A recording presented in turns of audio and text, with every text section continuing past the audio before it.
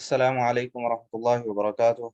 إن الحمد لله والصلاة والسلام على من لا نبي بعد أما بعد. Today, inshallah, we will discuss the rulings related to the sujood in Salah, inshallah. And we will go through four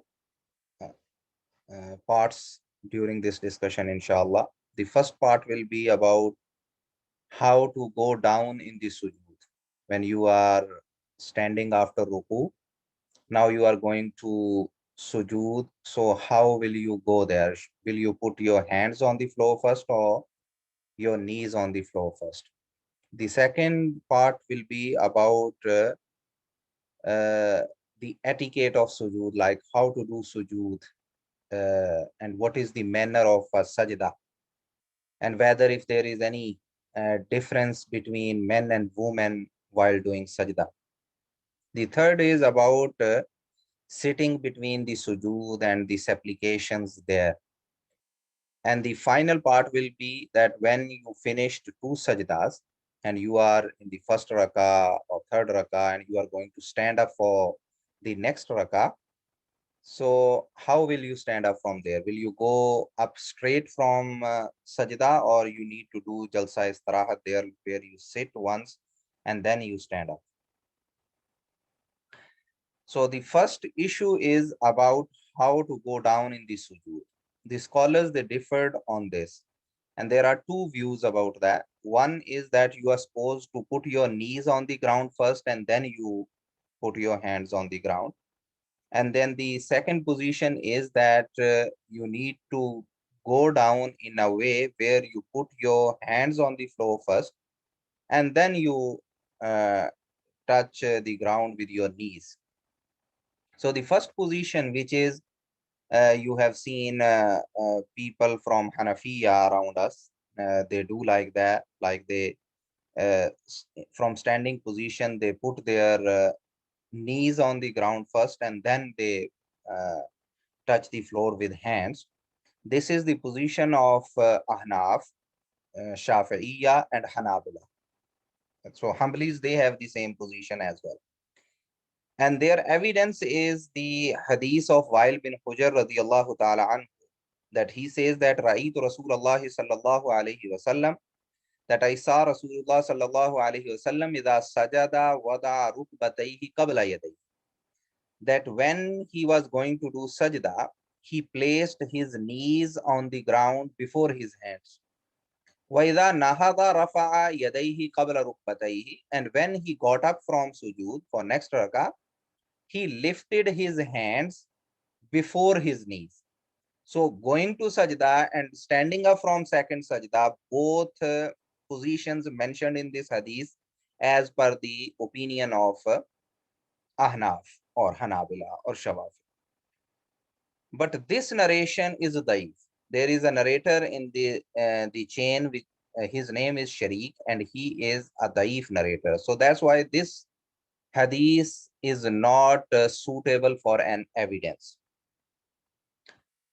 On the other hand, Malikiya and Imam Awza'i rahimahullah, and then Imam Ahmad bin Hanbal rahimahullah, as per one statement of his, and the Muhaddithin, Ahlul Hadith, and the people of Hadith, they have the position that you are supposed to put your hands on the ground first and then knees.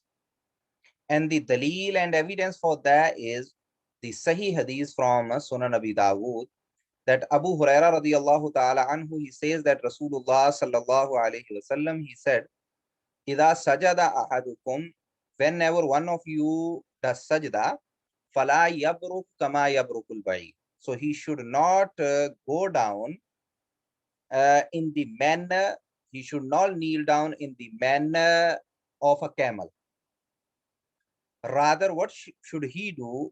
He should put his hands on the ground first, qabla rukbatayhi, before his knees.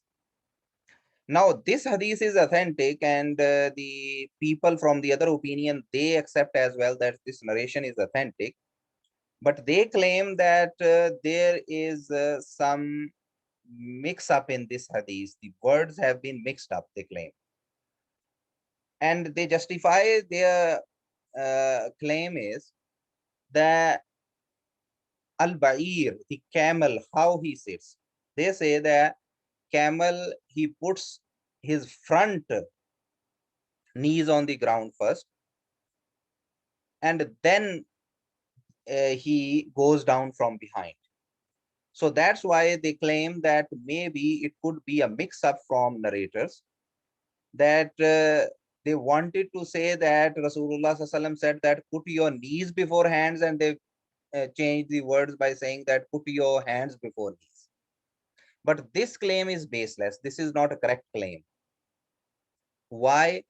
Because when you claim something in hadith that the words have been mixed up, you need to prove from chains. You cannot claim yourself. For example, there is a famous hadith where Rasulullah sallallahu alaihi wasallam, he said that there are 7 people who will get the shade of Arsh of Allah subhanahu wa ta'ala on the day of judgment. On that day, there will be no shade other than the shade of Allah subhanahu wa ta'ala. And among them, Rasulullah sallallahu alaihi wasallam said that a person who spent with his right hand and his left hand didn't know what his right hand spent. Now, what happened that one of the narrators, he mixed it up. He said that a person who spends with the left hand and right hand doesn't know what the left hand spent. Now, here the words have been changed in their position, but the evidence for that is the other students of the narrator who narrated it in the correct manner. And they said, like majority of the students, they narrated it properly by saying that right hand spent and left hand didn't know what the right hand spent. So here we got the evidence that one of the narrators, he made this mistake. But in this case, all the chains of this hadith, they mention these words that he should put his hands before knees. So we cannot just make a claim that these words have been mixed up. And when we see the camel more closely, we can see that actually camel doesn't have hands anyway, or arms anyway, because these animals, they have 4 legs. Humans, they have 2 legs, 2 arms. But these animals, cattle, they are called animals with 4 legs. You can't say that they have 4 arms and 4 legs. All of them, they are legs. Allah subhanahu wa ta'ala mentioned in the Quran as well that Allah subhanahu wa ta'ala, he created every animal from water. Some of them, they walk on 2 legs, and some of them, they walk on 4 legs. And then Allah subhanahu wa ta'ala mentioned some other types as well. So they are animals of 4 legs. So what we need to see is that where are the knees of a camel?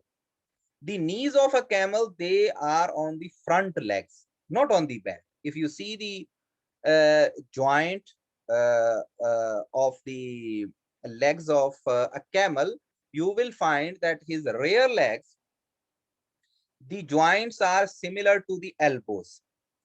And on the front, the joints are the joints of knees. So those are the knees of a camel. So that's why this hadith is correctly defining that a ba'ir or a camel sits on his knees. Although his knees are on the front, but he sits on the knees. So that's why this is the position which Rasulullah sallallahu alaihi wasallam prohibited, and he clearly said that put your hands on the floor before your knees. And then there is another interesting mawquf narration, like the act of or the action of Umar radiallahu ta'ala anhu. And that is an evidence provided by the other side, those people who say that you are supposed to put your knees first. And in that narration, Tabi says that Umar radiallahu ta'ala anhu, he went into sajda and he went down in the similar way like a camel. And then Tabi says that Umar radiallahu ta'ala anhu, he did put his knees before his hands. So even the evidence from the other side is mentioning the sitting like a camel, which has been prohibited by Rasulullah sallallahu alaihi wasallam. So this is really clear that when uh, a companion is doing something against the marfu narration, of course, the preference will be given to the marfu narration, which is from Rasulullah sallallahu alaihi wasallam. But one thing is evident here, that even the narrator who narrated the action of Umar radiallahu ta'ala anhu, which was putting his knees first, in that narration, he is saying that Umar radiallahu ta'ala anhu, he sat like a camel. So that's why there is no mix up in this hadith, and this hadith is faisal. This hadith is conclusive on the issue that the way to do sajda is, to go to sajda is that when you go down, you are supposed to put your hands on the floor first and then your knees. And then Imam Bukhari rahimahullah, in a chapter title, he brought the action and amal of Ibn Umar, Abdullah bin Umar radiallahu ta'ala anhu. And Nafi rahimahullah, he narrated this action of Abdullah bin Umar. And that action is that Abdullah bin Umar radiallahu ta'ala anhu, yada'u yadayhi qabla rukbatayhi, he used to put his hands on the ground before his knees. So this is not something, so this claim is wrong to claim that this is just a mix-up of words in this narration, and actually the correct position is the other one. And as I mentioned earlier, that the marfu narration which they brought in support of their claim, that is the da'if anyway. So it has been proven from this narration that, which is a conclusive evidence on the issue, that we are supposed to put our hands on the floor and then a knee. So this is how you go to sajda.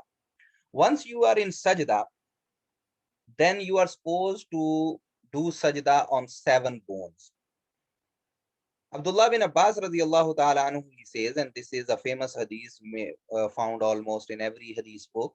So this is from Sahih al-Bukhari and Sahih Muslim as well, that Rasulullah sallallahu alayhi wasallam, he said that umirtu, I have been ordered. By who? By Allah subhanahu wa ta'ala.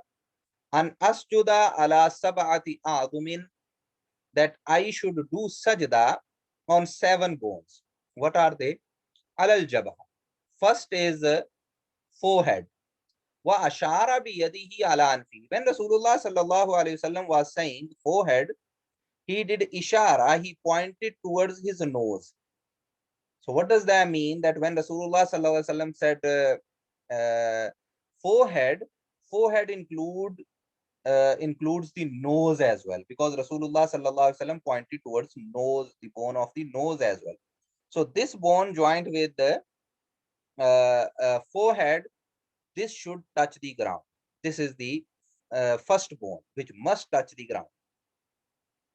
Nose and forehead. Waliyadaini, and both hands. So these are 3 now. Warrukbataini, both knees. Now these are 5 now. And wa atrafil qadamain, and the sides of the, like, toes of both feet. So these are 7 parts, body parts now, which are supposed to touch the ground, and it's compulsory that all these 7 bones must be touching the ground. Wala nakfi tasiyaba wa shar. And then Rasulullah sallallahu alaihi wasallam mentioned that 2 things they are prohibited in this hadith, that you are not allowed to start collecting your clothes or your hair. So during sajda especially, you are not supposed to let the cloth go down as well. So don't raise them up, rather than let them go towards the ground as well.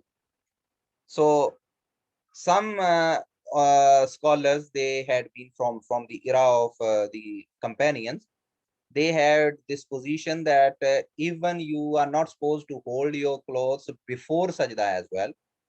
So it's not about actively gathering or raising your clothes during sajda. Your clothes should not be tied up anyway. Your hair should not be tied up anyway.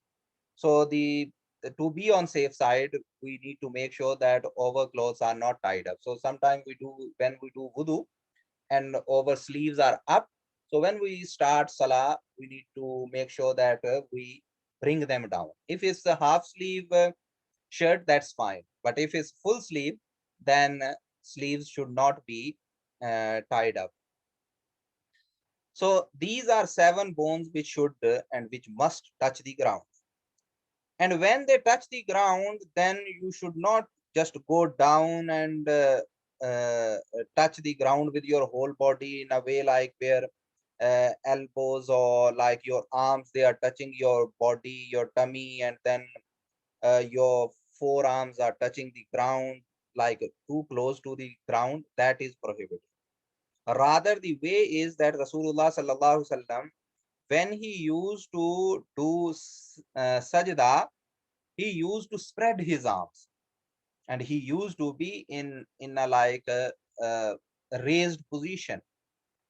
Maimuna radiallahu ta'ala anha, she says that Rasulullah sallallahu alaihi wasallam, when he used to do sajda, he used to spread his arms.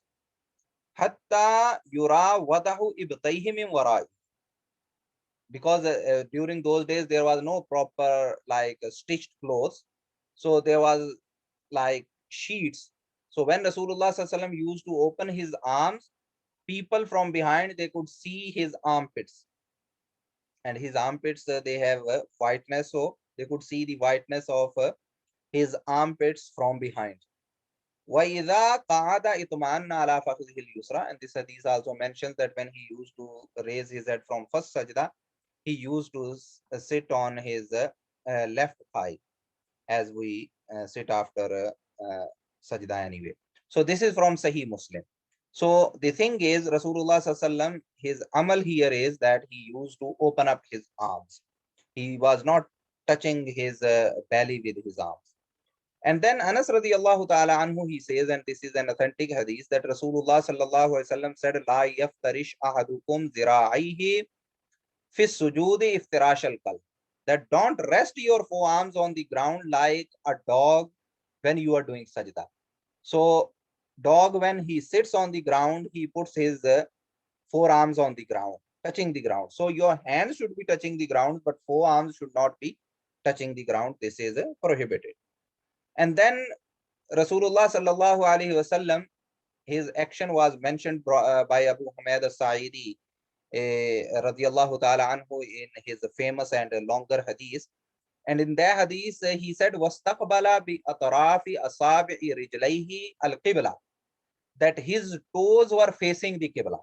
So you need, when you put your feet on the ground, you need to push against your toes so that they are facing towards the qibla. Now the final thing is that we know that your hands, they will be separate and wide, and then of course your knees, they are separated as well, they are not touching each other. But what about feet? Feet, are they supposed to be close together, or they should be separated as other parts, they are separated? So many fuqaha, they had the position that they should be separated. And the reason for that is that they thought and they understood that because hands are separated, knees are separated from each other, thighs are not joined, they are separated. So feet should come under the same ruling, and feet should be separated from each other as well. But we can find an authentic hadith on the issue, which says that Rasulullah sallallahu alaihi wasallam, his feet were not separated, they were together. So what we will do, we will go by the hadith. Ummul Mu'mineen Aisha radiyallahu ta'ala anha, she says that faqattu Rasulullah sallallahu alayhi wasallam, that once I found Rasulullah sallallahu alayhi wasallam. So because it was dark at night, so I moved my hand around to find Rasulullah sallallahu alayhi wasallam. Wakana ma'iyya ala firashi, because he was with me on my bed. Fawajadtuhu sajidan. So I found him that he was in sajda. So he was praying night prayers. So I was behind. So from behind, when I moved my hand to see where he is, so my hands, they touch the feet of Rasulullah sallallahu alaihi wasallam, and he was in sajda. Rasan aqibaihi. Now, when he was in sajda and I touch his feet, his heels, they were together. I touched the feet, so heels were together, and his toes turned towards the Qibla. So that's why this hadith shows us that Rasulullah sallallahu alaihi wasallam, he is doing sajda, and Aisha radiallahu ta'ala anha, she found out that his feet, they were joined together. Now, this hadith is narrated by Imam Tahawi rahimahullah in his book Bayan Mushkal al-Asar. And then Imam Ibn Khuzaimah rahimahullah, he narrated this hadith in Sahih Ibn Khuzaimah as well. This hadith is recorded in Sahih Ibn Hibban as well. And Imam Hakim rahimahullah, he brought this hadith in his Mustadrak. And Imam Al-Bahqi rahimahullah, he narrated this hadith in As-Sunan al-Kubra. And this hadith is Sahih. So much so that Imam Hakim rahimahullah, he says that this hadith is Sahih according to the conditions of Imam Bukhari and Imam Muslim. So this is like a higher level of authentic hadith. So that's why we should join our feet in sajda in a way like the fingers are, the toes of the feet, they are pressed against, so that they face the Qibla as well. Now, the issue in this matter is about the difference between men and women. So there are few narrations with regard to that, but those narrations are extremely weak and weak. So that's why there is no difference is proven in sajda for men and women. So women, they are supposed to do sajda in the exact same manner as men do, because this is the only instruction given in the Sharia. Then the next issue is sitting between the sujood. When Rasulullah sallallahu alaihi wasallam used to sit in this place, which is between two sajdas, then Rasulullah sallallahu alaihi wasallam, mostly he used to sit on his left foot and left thigh, and his right foot used to be standing, like foot is standing in sajda. So right foot used to be standing in this sitting as well, and he used to sit on left foot and left thigh, as mentioned in the hadith of Maimuna radiyallahu ta'ala anha, which we read earlier as well. And then there is another position, and that is called al-iqa'a, which means that you sit on your feet, like you keep your feet standing exactly as they were standing in sajda. So you sit up from sajda and you sit on that position, and that position is a bit difficult to sit on, but this is allowed between two sajdas. Other than that, if you are sitting in tashahhud, then it's not a position for tashahhud, because you will be sitting there for longer time. But between two sajdas, if you want to, you can sit like that as well. Tawus rahimahullah, he says that we said to Ibn Abbas radiyallahu ta'ala anhu about this iqa'a, about sitting on the feet. So Ibn Abbas said that he is sunnah. This is proven from sunnah. فَقُلْنَا لَهُ إِنَّا لَنَرَاهُ جَفَاءً بِالرِّجْلِ. So he said that we said to him that we find it that this is cruelty and this is hardship for the feet. So Ibn Abbas radiyallahu ta'ala anhu, he said, hiya sunnatu nabiyyika, indeed this is the sunnah of your prophet sallallahu alayhi wasallam. So this is from Sahih Muslim. So this is a way of sitting as well, if somebody want to sit occasionally like that.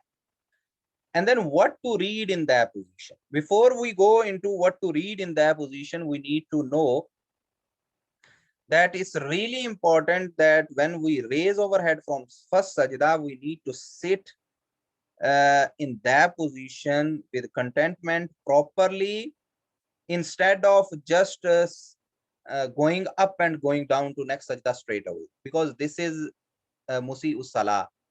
The hadith of Musi'u Salah, where Rasulullah sallallahu alaihi wasallam said to his companion that go back, pray again, you haven't prayed.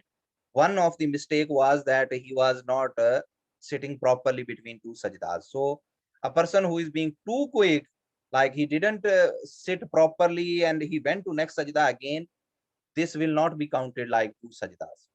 Rather, this will be just like one sajda.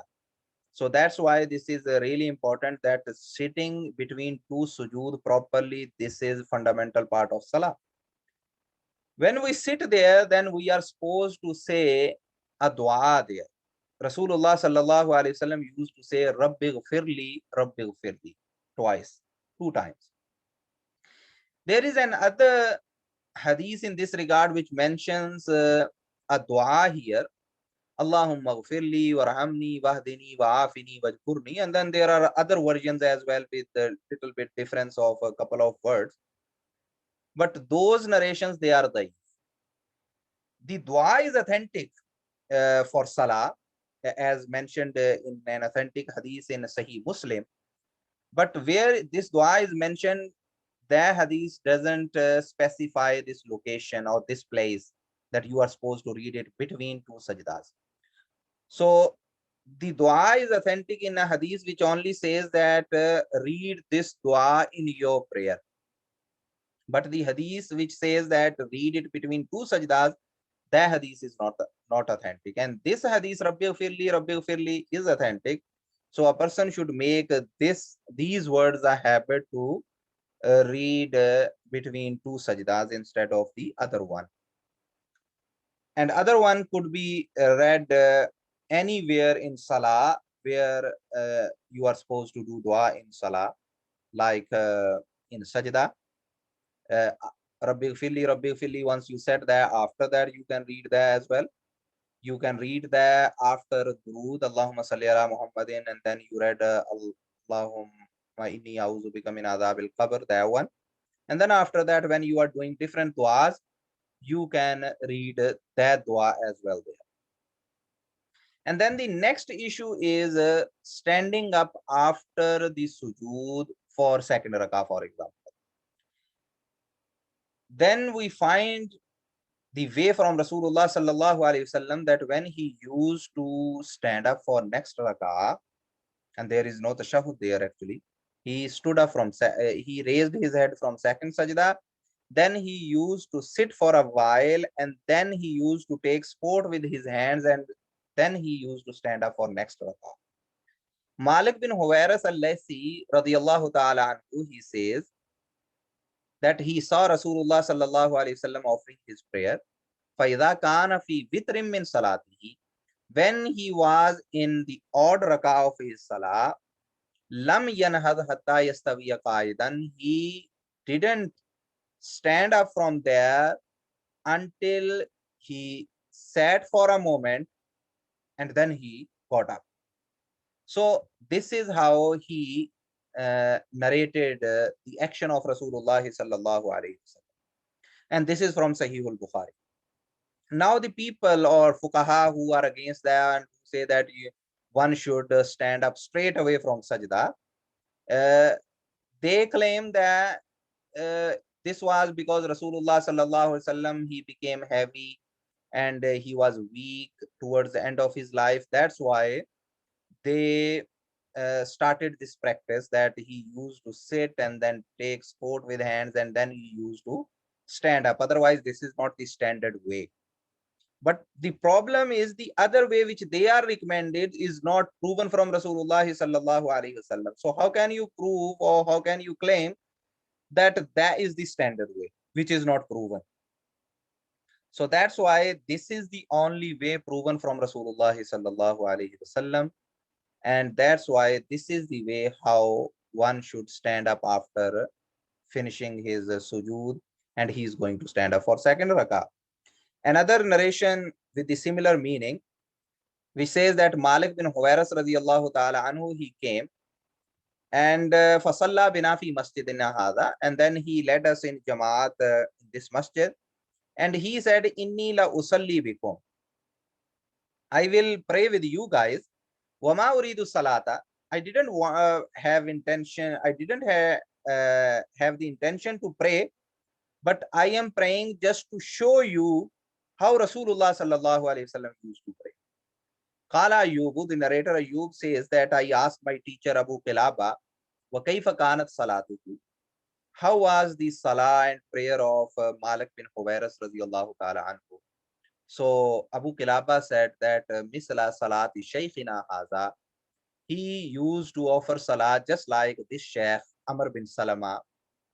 And Ayub said that wakana dhalika shaykhu, that Sheikh, that scholar, he used to complete his takbir, like he used to, when he used to move from one place to the other, he used to say Allahu Akbar in full form and clearly. Sometimes this was the practice from started from very early ages, that imams, they became little bit lazy, like saying Allah Akbar. You can't hear Akbar properly. You may find some imam nowadays as well that they say Allahu Akbar. You can't see Akbar until the end of it, Ra. You may just hear Allah, or you may hear Allahu Akbar, and Bar you can't hear because they become very low in their voice towards the end of it. So this is not the correct way. So he says that this Imam of ours, he used to complete his takbeers. وَإِذَا رَفَعَ رَأْسَهُ عَنِ السَّجْدَةِ الثَّانِيَةِ, and when he used to raise his head from second sajda, jalasa. He used to sit, and then وَأَتَمَدَ عَلَى الْأَرْضِ, he used to get support from the ground, summa qama, and then he used to stand up. This hadith is from Sahihul Bukhari, and this is the position of Shawafi, and this is a narration from Imam Ahmad rahimahullah as well, that he had this position, and many among Muhaddiseen and Ahlul Hadith, the people of Hadith, they had this position, and this is the correct way to stand up from uh, uh, second sajda for the next rakah, inshallah. And that is the end of topic. And now the questions are, if the brothers have any questions, they can write down the questions.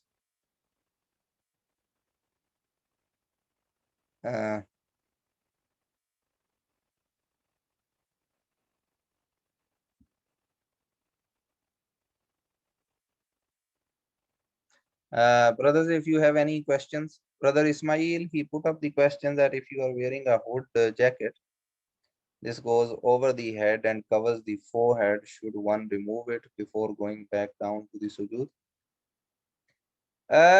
You know, this hood, you don't need to like necessarily remove it, just if you make sure that you just make your head clear of that.